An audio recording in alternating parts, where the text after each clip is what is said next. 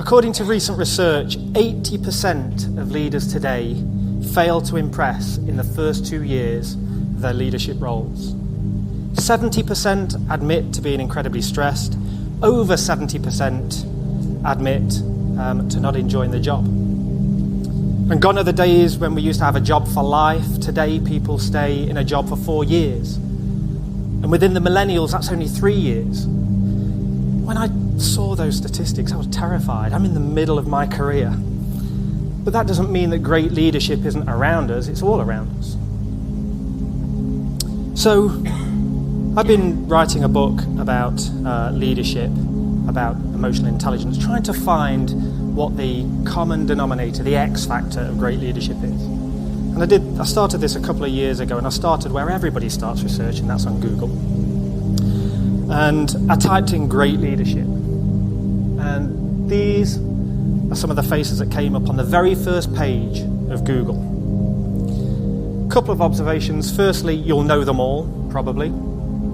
Secondly, if I'd have given you, an intelligent audience, the opportunity to think of a category or a heading where you could sandwich Captain Kirk between Mother Teresa and Martin Luther King, I bet you couldn't have done it. But there he is. So, excuse me. So these are all the people that we know and love. I've got twin boys, 9 years of age, and I asked them in the kitchen the other week, who do you think is a great leader? And Oliver said Barack Obama. He's 9 years of age, and he picked probably one of the most influential leaders of our time. William picked me. 50 pages I searched in Google, couldn't find a single picture of me anywhere. But I take solace in the fact that they're twins. You know, they're pretty similar, and if Oliver's so right, William can't be so wrong. But great leadership isn't reserved to those famous people that we see here. You know, you'll all know great leaders. I've been privileged enough to work for a couple of great leaders. I've got friends and peers, and some of those are great leaders. I've had a great leader who's worked for me.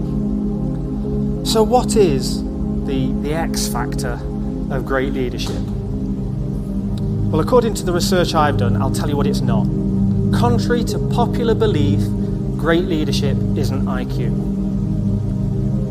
It's an entry point. It certainly helps, but it's not IQ. I know some really clever people who have failed in a number of leadership positions. It's not privilege. Some of those people weren't born into money privilege. They weren't born into educational privilege. It's not job title. As nice as it is to have CEO or chairman next to your name, job title is actually listed as one of the top 10 reasons why leaders fail, because they rely on that title for respect. So within my research, I've been looking for the common denominator. And how do we categorize that? Emotional intelligence. And it's frustrating because it's been stigmatized for so long. It's woolly, it's a black art, it's soft management. You can't measure it. Well, maybe you can't measure it. And just because it's emotion doesn't mean it's not important. Some of the most significant events on earth happen because of emotion. So what I'd like to do today is pick 3 of those common denominators, just 3, and offer it to you as an audience of pointers, 3 pointers for great leadership. And I'll start with people. Now, people covers a whole spectrum of stuff, but what I'd like to do is concentrate on connection. Every leader needs a connection with people. But if you need a connection with people, you have to have a connection with yourself. You have to know yourself fully. Self-reflection is one of the cornerstones of great leadership. Understanding yourself, knowing what makes you happy, what makes you sad, what makes you motivated, what gives you those negative feelings that sometimes have a negative output. But self-reflection's nothing without self-regulation. If you can't regulate your response when your emotions tell you something else, well, then we have a problem. So self-regulation is essential. Everybody's got an ego. The great leaders that you saw there all have a pretty small ego, with the exception of Captain Kirk, who was a huge, ironically, the size of a planet, actually. But everybody's got an ego. I've got an ego. You all in this room have an ego.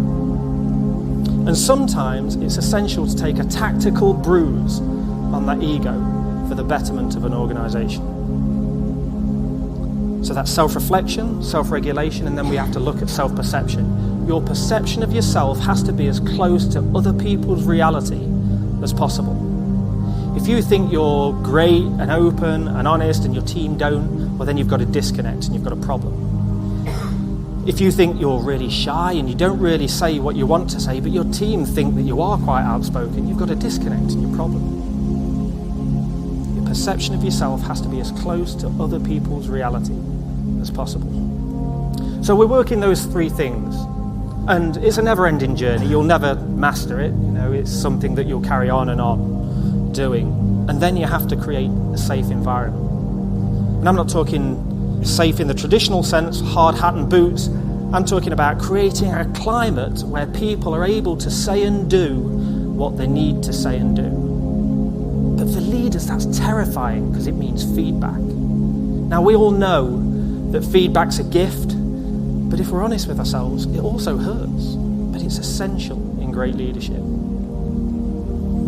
You also need to create this climate to share ideas. No leader should think that they're an exhaustive list of ideas, because nobody is.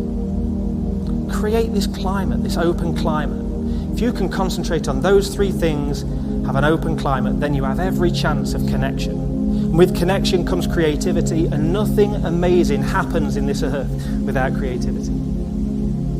So that's people. Second, vision. Nelson Mandela said, action without vision is passing time. Vision without action is daydreaming, but vision and action can change the world. And Nelson Mandela changed the world. If you want your company to drive, if you want your sports team to drive, if you want your performing arts centre to drive, you have to give them a destination. Because driving without a destination means you just get lost. So give a vision. Make it compelling, make it out there, make it exciting, make it challenging. It can't be easy. If it was easy, chances are people have already done it. Put it out there, design some stops and celebrations along the way. Because it's hard to stay motivated for what might be 3, 4, 5 years. What a vision isn't is meet your end of year results, your revenue and EBITDA and cash. It's not beat Everton on a Wednesday night. It's not dance your socks off in the matinee on a Saturday. They may be all essential things that you need in order to reach your vision, but that's not a vision. Your vision needs to be compelling. And when you have a vision, I always say to companies, draw it. There's no secret as to why in a company Christmas quiz, you'll always get that question, write down your vision and mission, and everybody's going, oh God. I wish Bill was here. He's revised that for 3 years. He's probably just about nailed it. Nobody remembers strings of words. So write it down. Draw where you are today. Draw where you want to be tomorrow. Draw the path of how to get there. Frame it. Put it on the office wall or the sports centre or your dance studio. Everybody will know what the vision is. They might verbalise it differently, but they'll know what it is. I forget my birthday every year, but I can draw you a picture I saw 10 years ago. So that's people, vision.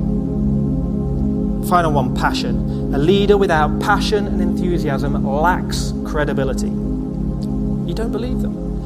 And we've all seen them. They stand there in front of the board and they say, I'm very passionate about this. And you think, it don't feel like it. It feels like you're lying to me.